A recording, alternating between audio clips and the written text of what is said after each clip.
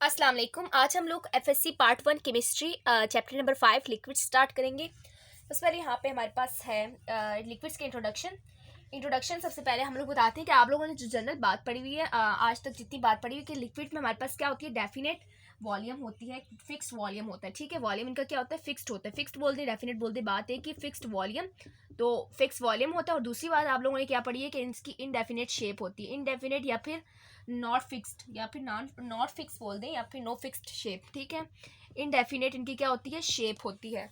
समझ आ गई बात आप लोगों को। इनडेफिनेट हमारे पास क्या होती है, शेप होती है। आप लोगों ने जनरल सी बात पढ़ी हुई है। अब इसके बाद बताते हैं कि लिक्विड्स की इनडेफिनेट शेप होती क्यों है, why liquids have indefinite shape. तो मैं क्वेश्चन यहाँ पे लिख लेती हूँ, लिक्विड्स की इनडेफिनेट शेप होती क्यों है। लिक्विड्स की इनडेफिनेट शेप इसीलिए होती है क्योंकि इसमें स्ट्रॉन्ग इंटरमॉलिक्यूलर फोर्सेस होती हैं। सबसे पहले आप लोग पॉइंट्स में बुलेट्स में इसके आंसर लिख लें।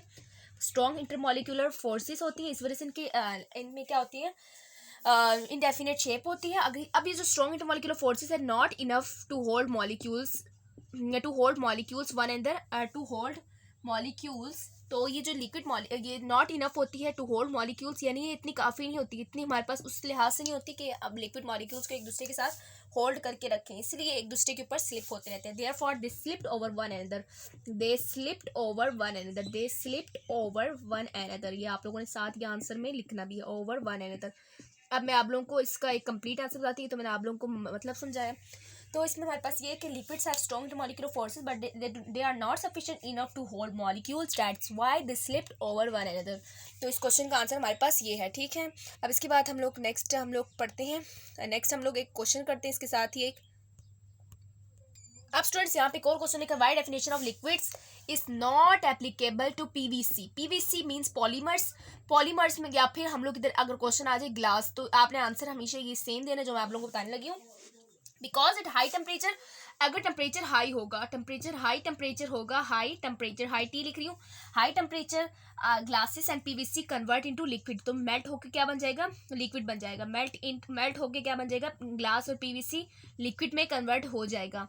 पीवीसी ये हमारे पास लिक्विड में कन्वर्ट हो जाएगा। अगर हम लोग दोबारा इसको रूम टेम्परेचर पे ले आए, रूम टेम्परेचर पे लाने के बाद ये दोबारा हमारे पास किस में कन्वर्ट हो जाएगा, पीवीसी और ग्लास किस में कन्वर्ट होगा, दोबारा हमारे पास सॉलिड में कन्वर्ट होगा। इसलिए हम लोग लिक्विड के डेफिनेशन को इस पर अप्लाई नहीं करते। ठीक है स्टूडेंट्स, ये आपको बात समझ आ गई। अगर हम लोग इसको हाई टेम्परेचर पे ले आए तो ये हमारे पास पीवीसी और ग्लास मेल्ट होकर लिक्विड में कन्वर्ट हो जाएगा, लिक्विड में।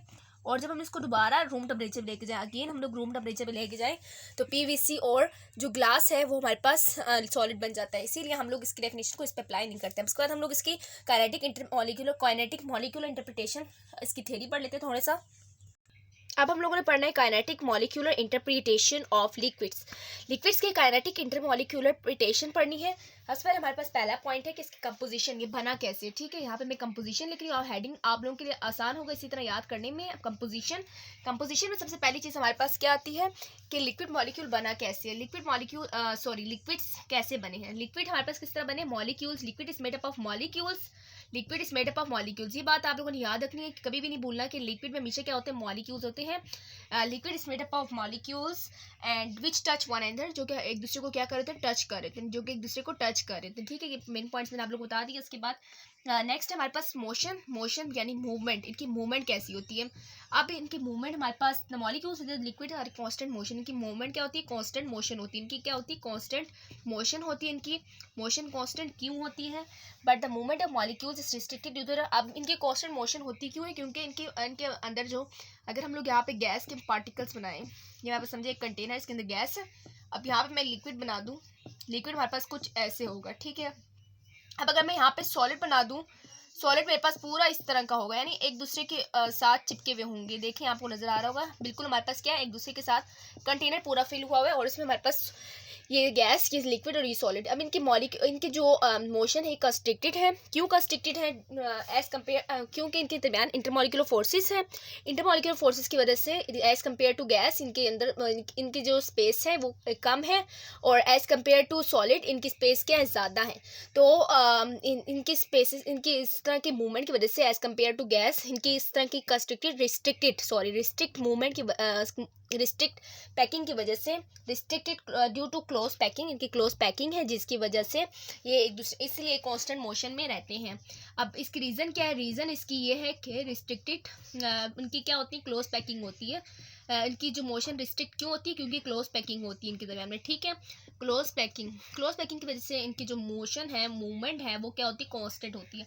अब इसके बाद है फोर्स की बात करते हैं। इसके बाद हम लोग इसमें कौन सी फोर्स होती है? इनमें अट्रैक्टिव फोर्सेस होती है। अब attractive forces among the liquids are greater than among the gas. अब अट्रैक्टिव फोर्सेस आपको क्या लगता है किस पे ज़्यादा होंगी? अब इसमें स्पेस कम है तो इसका क्या मतलब, इसमें अट्रैक्टिव फोर्सेस इतनी ज़्यादा नहीं होंगी, इसमें थोड़ी सी ज़्यादा होंगी और इसमें बहुत ज़्यादा होंगी।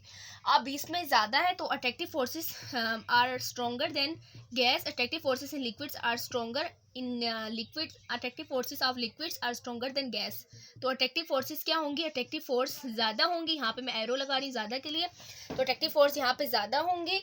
और लेकिन ये जो अट्रैक्टिव फोर्सेस हैं ये सफिशेंट नहीं होंगी। मैंने आप लोगों को डेफिनेशन में बताइए कि सफिशेंट नहीं होगी। क्यों सफिशेंट नहीं होगी? ये एक दूसरे को मॉलिक्यूल्स के एक दूसरे के साथ कंबाइन करके थे। अब इनडेफिनेट शेप में मैंने आप लोगों को अभी क्वेश्चन में बताया कि ये इनकी सफिशेंट जो अट्रैक्टिव फोर्सेस होंगी, इंटरमॉलिक्यूलर फोर्सेस होंगी, सफिशेंट नहीं होगी कि वो मॉलिक्यूल्स को होल्ड करके रखें। Not sufficient to hold molecules, यहाँ पे लिख देते हैं not sufficient to hold molecules, not sufficient to hold molecules, ठीक है। यहाँ पे मैंने ये लिख दी बात, आप लोगों ने इसको पूरा उसी फॉर्म में लिखना जिस तरह के आप बुक्स में गिवन है। अब इसके बाद फोर्सेस के बाद हमारे पास आता है एवरेज काइनेटिक एनर्जी एवरेज। मैं यहाँ पे ये हेडिंग लगा रही हूँ, काइनेटिक एनर्जी एवरेज। इसमें कितना होता है एवरेज एनर्जी? अब ये किस पे डिपेंड करता है? काइनेटिक एनर्जी तो होगी लेकिन ये किस पे डिपेंड करते हैं? काइनेटिक एनर्जी डायरेक्टली प्रोपोर्शनल है टेम्परेचर के। ऐसे टेम्परेचर के अगर हम यहाँ पे एक बीकर बना दें, let's suppose this a beaker. अब यहाँ पे मैंने एक लिक्विड डाल दिया, ये लिक्विड मैंने यहाँ पे डाल दिया। अब डेफिनेट शेप वाली बात भी मैंने आपको यहाँ बता देती हूँ कि डेफिनेट शेप इसलिए होता है क्योंकि अगर आप लोग यहाँ पे देखिए मैंने हाफ लिक्विड फिल किया और उनकी फिल हुए बगैर, पूरे कंप्लीट फिल हुए बगैर भी ये लोग ये लोग बोल रही हैं, ये जो पार्टिकल्स मॉलिक्यूल्स हैं लिक्विड्स के, वो क्या करते हैं, इसकी शेप अपना लेते हैं। अब इसके बाद हम लोग यहाँ पे इस वाली बात को देखते हैं कि अगर मैं इसका टेम्परेचर इंक्रीज़ कर दूँ, टेम्परेचर इंक्रीज़ करने से इनकी काइनेटिक एनर्जी भी क्या हो जाएगी, इंक्रीज़ हो जाएगी, ठीक है। काइनेटिक एनर्जी इंक्रीज़ हो जाएगी मीनिंग बहुत ज़्यादा मूव करेंगे, इनकी दरम्यान में इंटरमॉलिक्यूलर फोर्सेस ब्रेक हो जाएंगी इनकी। तो इसके बाद इसमें क्या आ जाएगा, बॉयल आ जाएगा। बॉयल आने का मतलब क्या है कि इनके इंटरमॉलिक्यूलर फोर्सेस बहुत ज़्यादा इंटरमॉलिक्यूलर फोर्सेस ब्रेक हो गई हैं और जो हमारे पास जो इनके बाहर निकलने की जो टेंडेंसी है वो ज़्यादा हो गई है, ये इसलिए हमारे पास एवपोरेट हो जाती है, इस तरह बुखारात बन जाती है। तो सबसे पहले हम लोग काइनेटिक एनर्जी की बात करें। Kinetic energy directly proportional temperature के, जब टेंपरेचर इंक्रीज करेंगे तो काइनेटिक एनर्जी भी क्या हो जाएगा, इंक्रीज हो जाएगा। अब उसके बाद नेक्स्ट पॉइंट बात करते हैं, लास्ट पॉइंट है काइनेटिक एनर्जी ऑफ मॉलिक्यूल्स। अब कांस्टेंट टेंपरेचर में हमारे पास क्या होगा, कांस्टेंट टेंपरेचर हमारे पास क्या होगा कि average kinetic energy of molecules, molecules की जो एवरेज काइनेटिक एनर्जी है, अभी जो हम लोग ऊपर बात की है कि टेंपरेचर इंक्रीज करने से मॉलिक्यूल्स की एवरेज काइनेटिक एनर्जी भी इंक्रीज होती है, वो यहीं पे ये बात है कि एक average kinetic energy molecules constant temperature है तो इसमें kinetic energy molecules become equal to average kinetic energy of vapours.